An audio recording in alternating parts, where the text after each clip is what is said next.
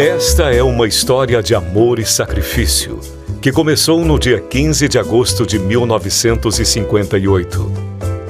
Nessa época, em São Paulo, as lojas realizavam suas sessões no Palácio Maçônico, sede do GOSP, situado no bairro da Liberdade. Essa situação já não correspondia às necessidades de crescimento da grande metrópole paulistana e exigia um movimento de descentralização da maçonaria.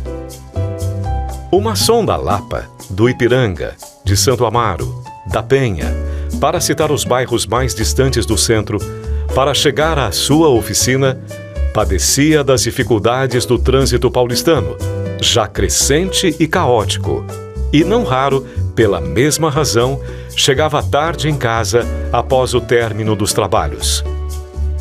Tal situação aconselhava a transferência de lojas para fora do centro, ou a fundação de novas oficinas nos bairros de maior densidade demográfica e que já possuíam vida própria. Era uma incúria maçônica ignorar a existência dessas pequenas cidades dentro da grande metrópole. Esse foi o pensamento inspirador daquele pugilo de maçons que resolveu fundar a loja Francisco Glicério, em Santo Amaro. E a primeira razão era a sua distância do centro e suas características inconfundíveis. A ideia de criar uma nova loja foi se firmando, e outros maçons a ela aderiram. Completado o número perfeito de mestres maçons, marcou-se a reunião de sua fundação, o que se realizou no dia 15 de agosto de 1958, às 20h30, na rua Joaquim Nabuco, 660, onde então funcionava uma escola.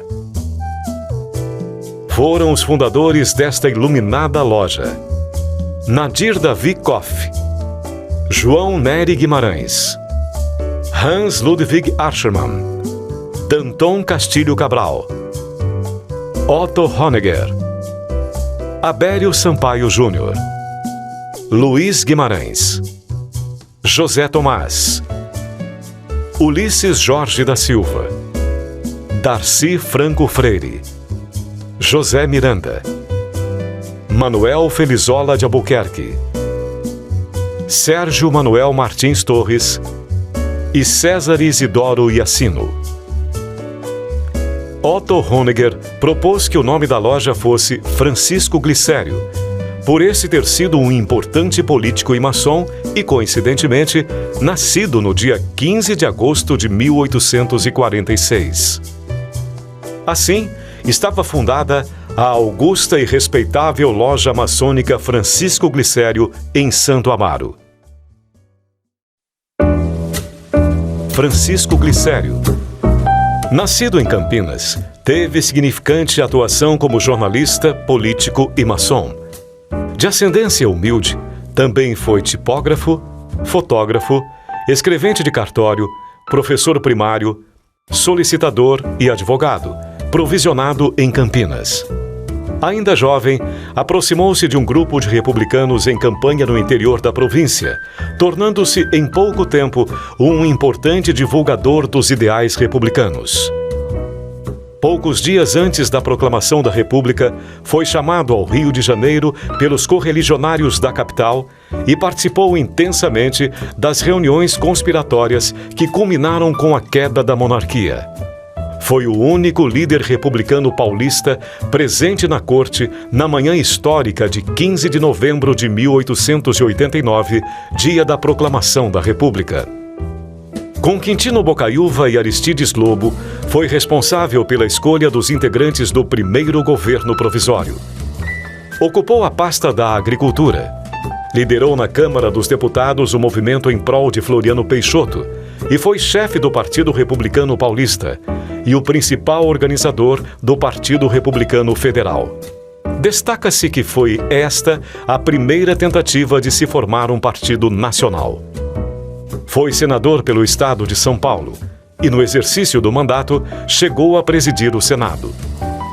Apoiou a candidatura de Hermes da Fonseca para presidente e foi cotado para compor, com Rui Barbosa, a chapa presidencial que concorreria no período seguinte. Por sua decisiva participação no governo provisório, foi nomeado General Honorário do Exército Brasileiro. Foi iniciado na Loja Maçônica Independência de Campinas, em 23 de novembro de 1867, e chegou a exercer o grão-mestrado do Grande Oriente do Brasil, sendo o segundo paulista, depois de José Bonifácio de Andrada e Silva, a ocupar esse cargo. Morreu no Rio de Janeiro em 12 de abril de 1916. Provavelmente João Nery Guimarães tenha sido o mais importante maçom da segunda metade do século passado, tendo por isso mesmo, ao longo de 60 anos de atuação ininterrupta, recebido todas as honrarias e distinções maçônicas. Iniciado em 5 de agosto de 1947, teve importante participação na consolidação do Grande Oriente de São Paulo, como a maior representação estadual da maçonaria no Brasil. Nessa trajetória fundou, além da Francisco Glicério, as lojas maçônicas José Bonifácio e Bernardino de Campos. Em loja, ocupou todos os cargos possíveis e, fora da loja, foi orador da poderosa Assembleia Estadual Legislativa e autor de seu regimento interno. Nascido em Ribeirão Preto, no dia 23 de maio de 1921, foi casado com Marta Cristina Guimarães, com quem teve 4 filhos e 5 netos. Formado em Direito, também foi autor e tradutor de importantes obras maçônicas, além de colaborador e editor de diversos jornais e revistas maçônicas. Dotado de vasto conhecimento, aos seus 17 anos já havia lido mais de 700 livros e, aos 21 anos, a incrível marca de mais de 1000 livros. É o doador da grande maioria dos livros de nossa biblioteca. Hoje, já no Oriente Eterno, João Nery Guimarães é inspiração e orgulho para todos os irmãos da Francisco Glicério. Convivi com o Nery por aproximadamente 30 anos ou mais. Ele frequentava a minha casa e eu frequentava a casa dele. Os meus filhos conhecem o João Nery. A Sandra conhece o João Nery sem nunca tê-lo visto. Ela vê fotografia. Nós comentamos sobre João Nery. Um dos meus filhos, não sei se foi 1 ou 2, estivemos na casa do Nery um dia, e o Nery disse para ele que até os 21 anos tinha lido 1000 livros. O meu livro, o Gugu Gabriel cita isso até hoje. Eu conheci um cidadão que com 20 anos tinha lido 1000 livros, então isso mostra a capacidade que ele tinha de entendimento, de assimilação e de relacionamento. Ele era um historiador de grande potencial múltiplo, não era historiador de maçonaria. Ele é historiador de maneira geral. Tudo que você perguntava ao Nery tinha uma resposta. Tudo tinha uma resposta. Isso me faz lembrar até num certo dia que houve a festividade na loja, em que teve lá o pai da Elke Maravilha fazendo uma palestra sobre o tudo nada e o nada tudo. Não sei de onde o cidadão conseguiu, mas ele falou sobre isso. Falou durante 1 hora sobre esse assunto. E lá embaixo, na hora do copo d'água, o Rondeval falou: quer ver, vou brincar com o Nery. Nery, vem cá. E juntou lá uma meia dúzia. Nery, conta pra nós aí, o que é o nada para você? O Nery deu uma meditada de 30 segundos e respondeu que o nada era uma faca sem cabo que não tinha lâmina. Então, ele, quer dizer, não deixou ninguém sem resposta. Foi no conflito de 1972, que era Danilo José Fernandes, que era o grão-mestre. Ele captava, antigamente, a anuidade do Grande Oriente do Brasil era destinada ao Grande Oriente de São Paulo. O Grande Oriente de São Paulo mandava para o Grande Oriente do Brasil, que ele era de direito. E ele começou a segurar essa verba. O pessoal do Grande Oriente Paulista não enxerga desta maneira, mas foi isso que aconteceu e está até num livro do Nery, que infelizmente está com as filhas do Nery, elas não soltam esse livro. E eu decretaram em função, porque o Nery acabou se tornando advogado do Grande Oriente do Brasil, e o Grande Oriente de São Paulo decretou intervenção na loja Glicério. E eles vieram para nós em Glicério, o grão-mestre, mas a sua comitiva, para intervir na Glicério. E não foi concedido, não, aqui não vai intervir nada não, ninguém interviu. E o Nery com um revólver na cinta, que disse que isso não ia acontecer não, mas não subiram, assistiram a cerimônia até um certo estágio, naquele bate-boca ali em cima, e na hora de sair, vamos sair, que começaram a querer sair sem deixar o tronco de beneficência. E o Nery então disse, por favor, antes de sair, deixa o tronco de beneficência aí. Então houve esse acontecimento, é mais ou menos isso que aconteceu. O Nery tinha uma paciência conosco muito grande, porque a distância intelectual que ele tinha em relação a nós, assim, a distância intelectual de conhecimento da maçonaria em relação a nós, lá, todos os demais da loja, é muito grande.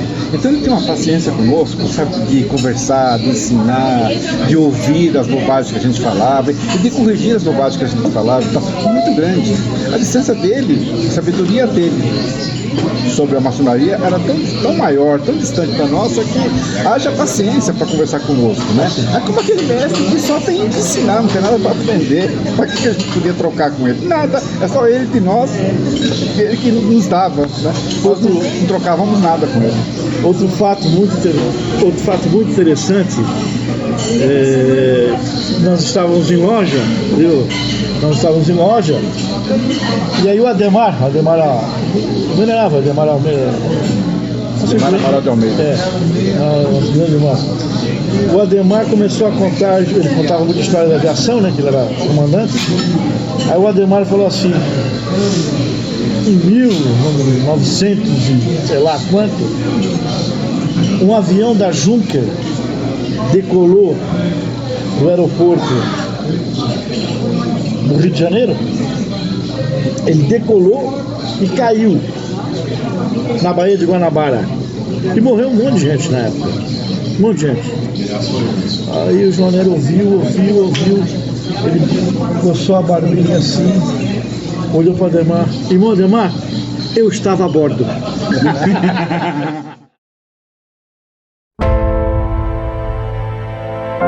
Completados 25 anos de existência, a Loja Francisco Glicério recebeu o título de benfeitora da Ordem, passando a ser chamada de Augusta e Respeitável Benfeitora Loja Maçônica Francisco Glicério. Um título conquistado em parte pela sua atuação junto à sociedade e grande relevância no mundo maçônico. O tempo veio. As experiências se multiplicaram. E a benfeitora Loja Maçônica Francisco Glicério completou os seus 50 anos. Experiente e ainda mais atuante, foi agraciada com o título de Augusta e Respeitável Grande Benfeitora Loja Maçônica Francisco Glicério, e do qual tanto nos orgulhamos. Dentre nossos orgulhos, compartilhamos com os irmãos uma biblioteca, com o nome de Hipólito da Costa, que conta com mais de 2.500 obras, sendo 1.600 tombadas e das quais 700 são consideradas raras. E um museu, batizado com o nome de Ulisses Jorge da Silva Pinto, que consolida a Loja Maçônica Francisco Glicério desde a sua fundação como uma história viva da maçonaria.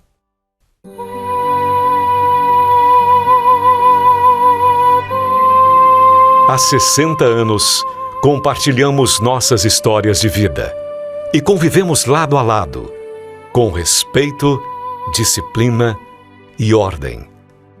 Nestas 6 décadas de grande convivência, muitos de nós atravessaram as fronteiras do Oriente Eterno e deixaram saudades. A nossa própria história nos ensinou que uma pessoa morre somente após ser esquecida. Por isso, consideramos ser esse um momento, o tempo, e a nossa loja, o Templo dos Imortais.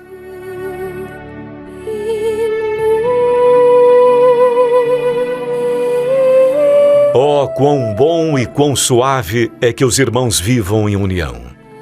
É como óleo precioso sobre a cabeça, que desce sobre a barba de Arão, e que desce a orla de suas vestes, como o orvalho de Hermon, que desce sobre os montes de Sião, porque ali o Senhor ordena a bênção e a vida para sempre.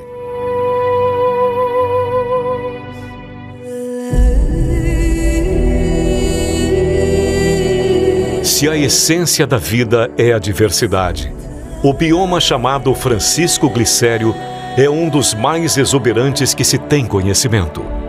Porque, sendo o tempo uma das dimensões onde a vida acontece, esta loja foi o espaço certo para ela evoluir. Nas cadeiras do nosso templo, já sentaram pessoas incríveis, com as mais diferentes procedências: empregadores, empregados, autônomos, militares, políticos e artistas, entre outras. Curiosamente, todos tinham uma coisa em comum: eles eram homens realizados naquilo que faziam e nas profissões que exerciam. Nós temos um segredo que hoje compartilhamos com vocês. Ele é simples e pode ser resumido na seguinte frase: cultuamos a alegria de viver. Somos adeptos do prazer de conviver. Temos grande admiração um pelo outro e nos opomos a qualquer ação que vá contra esses princípios. Isso fica evidente nas noites de terça-feira, na Rua Iguatinga 93, quando ocorre o Encontro dos Improváveis, no qual homens de múltiplas origens vivenciam um intenso processo mútuo e contínuo de ensino e aprendizagem.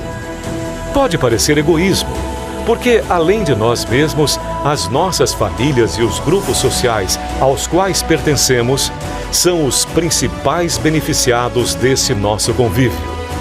Mas nunca esqueçam de que melhorar os homens é melhorar a sociedade na qual eles vivem.